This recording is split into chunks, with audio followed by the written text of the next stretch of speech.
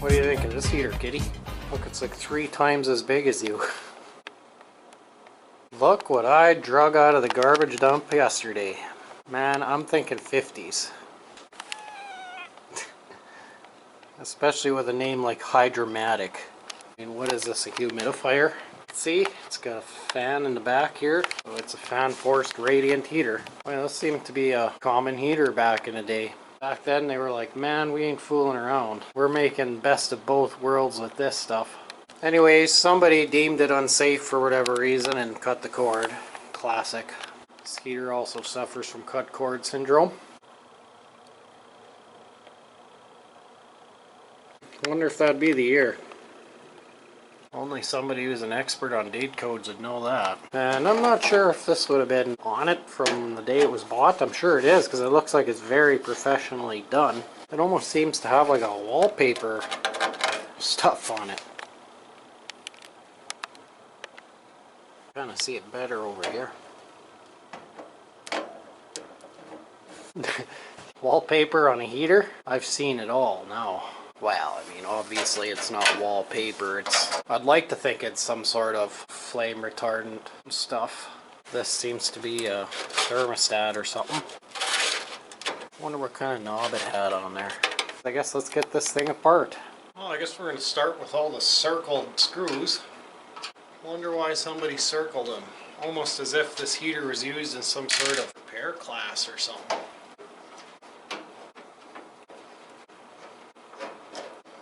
More circled screws on the bottom here.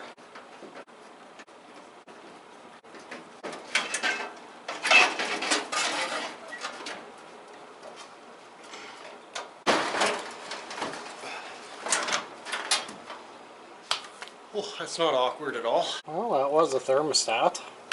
Kind of a really odd setup for one. How does it work? It's got like a piece of cloth over it here. What's going on? Oh, it's just inside of it.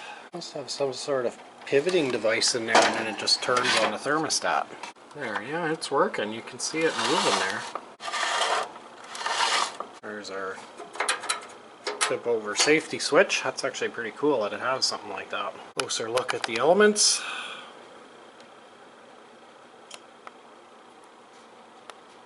You can see little slits down there in the heat shield. I don't want to touch the elements, but right there. It seems like the fan blows through this opening and then through 2 openings on each side here. I always find it interesting how manufacturers of all these old fan force radiant heaters come up with their air circulation methods. This one seems pretty thought out, but that little heater there, it's like the fan just blows down right there. I've seen the elements for a little while. You can see some rust there, but actually this heat shield looks like it's in very nice shape. Like, I bet you that would actually polish right up. Well, maybe that might be kind of sketchy, but boy, actually this thing looks like it's got a lot of use on it. See all the discoloration above the elements there? Look at this thing's dripping water all over the place. Boy, check that out. She had a fray in her. Not that it would have been a big deal, it's just touching this plastic grommet thing, but I will say this fan is spinning like super freely. Unfortunately, I don't have any spade connectors, at least any that'll fit this wire gauge, so of course we're going to have to get redneck and just marret the new cord on in here somewhere and run it through, for now anyways. Someday I'll go hardcore and polish and kind of give this thing a quick and dirty restore. Then I'll worry about the wiring, but for now I just want to get it to work. So I guess I go digging around for some cord. Check out this marret. It's like a solid ceramic marret. As super cool and original as it is, I'm gonna put in a modern marret just because I don't want this old bad boy to end up cracking apart or something. It's still solid right now though. We'll hoard that baby though. Oh, and I found my electrical thing kit. It was in Dad's camper of all places. Man, I've been looking for this thing for like a year. Now we can fix this puppy up good. There we go. And I've been closely examining all of this old wiring. Make sure it's not rubbed out anywhere. And actually, it's in pretty good shape. at least on the top of the elements anyway. Looks like if I just take off the rest of these screws here, it'll release this middle intersection, then I'll have more access to everything.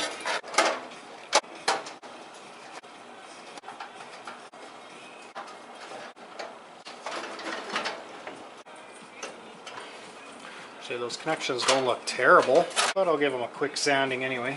This one's kind of loose. Now what I'm gonna do here? Take this goofy little thing that holds all the wires together off. Oh, that's not good. That's coming from the fan. That's weird. This wire just seems totally racked here. Well, we've got a rub through right there. Whether that's the hot or the neutral side, nobody knows. Can be either or. At least the element wire still seems like it's in good shape. Just this fan motor wire here, it's completely bare right there. Oh, look at that, it broke right off. Yeah, that wire broke right off of there. What the heck? Anyways, I'll update you when I figure something out. Got some more ceramic morettes here. This one here just kind of seems to be barely on there. I don't know. Connections are all twisted together. They look like they were decent. But look at that old moret, eh? It's off of there.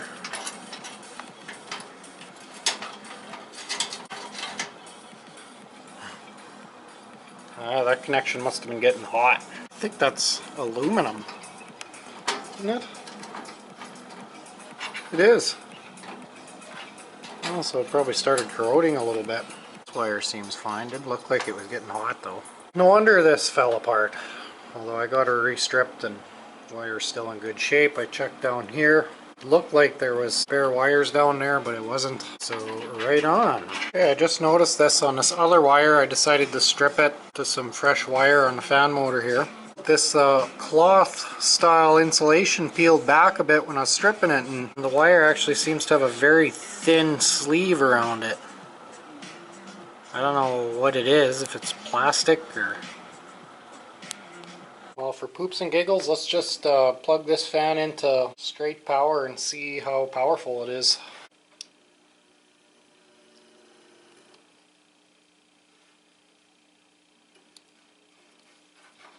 Come on. Oh, it doesn't spin very fast.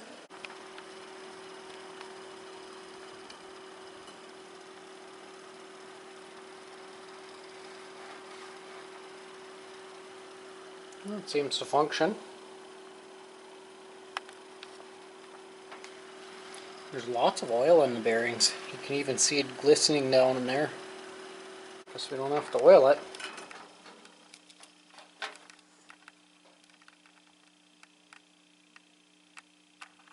Well, on second thought, I did find a spot on the fan wire here that the insulation is breached again. Except that's way down on the fan motor. There's not much wire to work with there. And it's just cracked in that one little spot, so I put just a tiny amount of brake clean on a little piece of paper towel and just kind of wipe this, because it seems like this whole wire is kind of soaked with oil. Honestly, the wiring on that whole little motor is pretty sketch, but it's not exposing any copper anywhere else except for this one spot. So whatever. Now I'll let it dry for a bit and just put some electrical tape on it or something. Actually, if a person were smart, they'd go get some heat shrink tubing. I think that's what I'm gonna do. There, good as new. Well, that only took forever. But it's like 85% clean. It'll be fine. Well, I guess I better give an update. I've got that tip over switch all cleaned up and put the terminals on. Now we got hot wire coming in from the plug and the hot wire going to the element. And it snakes its way through, comes back up, goes back down this element and comes out right here. And this tip over switch just cuts off the neutral. And I have it coming out, although it could be either way you want it. You could have it the other way so that the tip over switch cuts off the hot. I wanted to make the thermostat cut the hot just because I think it's a little safer, I guess. I don't know if I was ever actually poking around with the heater though, I'd probably have it unplugged, at least if I were smart anyways. Anyways, let's put the front of it back on here. It's like friggin' heavy, man. It's got like a car grill in it. Like that's more solid than lots of the car grills made today. Alright, now I'm just gonna kind of reach in there and make sure all the wires are pushed to the side of the fan motor and not potentially restricting air in any ways, and making sure they're not going to touch that reflective shield there. I imagine that sucker's going to get pretty hot with these elements glowing right on the other side of them. There we go. Kind of got them all suspended in there. Well, I finally got them connections on. That top one there is pretty old and tired. It took a lot to get it to go on there tight, so for sure I'll be replacing that connector when I do a restoration on this thing. Anyways, okay, she's ready to just slap back together here, close it up like a friggin' accordion, and see how she runs. Alright, let's see if she takes off.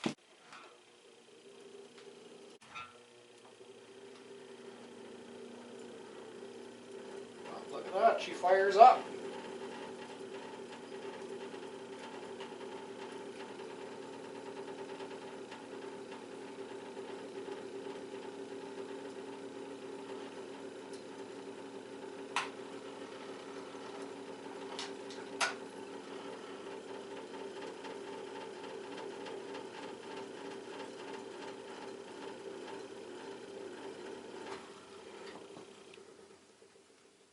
The thermostat seems to be functioning.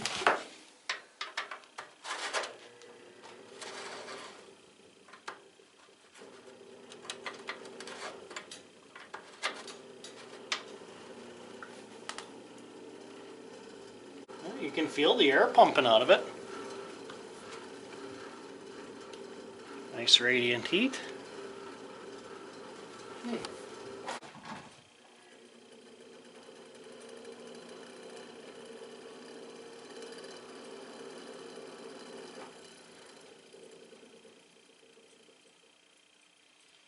I think there's just lots of play in the bearings.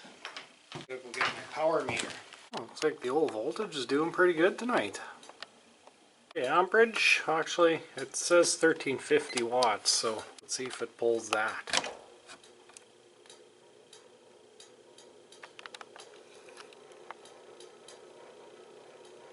Oh, it's actually not pulling very much. 9 amps. Little on the low end, you would think. Almost sounds like that blade is loose. Like the way it was on there, I guess I should have explained while we were looking at the fan, but the center hub on this thing is actually rubber. That's actually kind of a common thing on these heaters, it seems. Just because it's such a weak fan, there's not much torque there anyways, so it doesn't matter, but probably for noise dampening and stuff. I do notice the blade is a little bit floppy on that rubber hub. But the fan doesn't actually like spin on the hub. It's still got a solid connection, I think. Anyways, we'll crank on the old super tired cat style here, so get my heat back down to the floor. Well, I guess. I wonder if I should take that back cover back off and look at that fan a little bit. Alright, well, I got a quick and dirty test here. I'm going to use a screwdriver to hold the blade there to stop it from spinning and see if the hub spins in the blade. Pretty sure it must have some sort of peg going through the blade in a couple of spots to ever prevent it from spinning in the hub. Maybe it doesn't either, I don't know. Well, the hub ain't turning in the blade.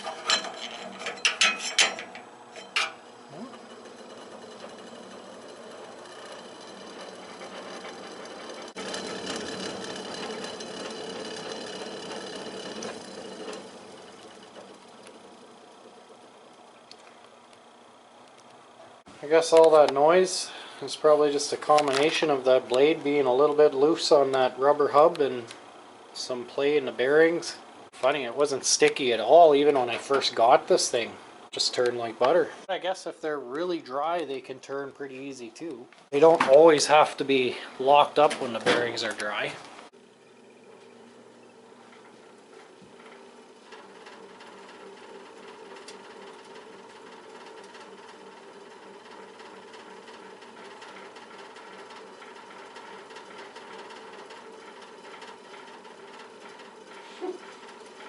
rattly old fan.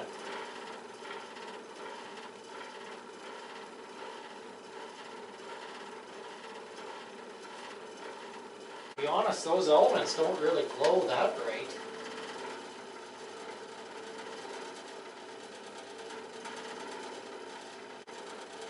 Well, it works.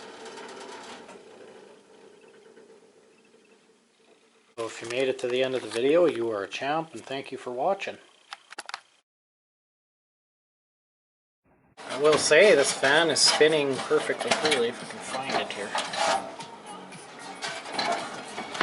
For the love of Pete. Okay, screw the electrical tape. I don't even know where it is. Oh, it's right there.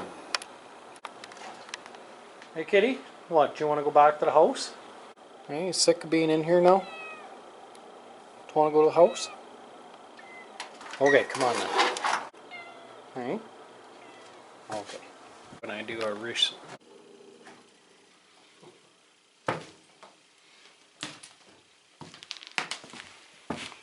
instantly started smoking. Gonna be a lot of gunk on those elements.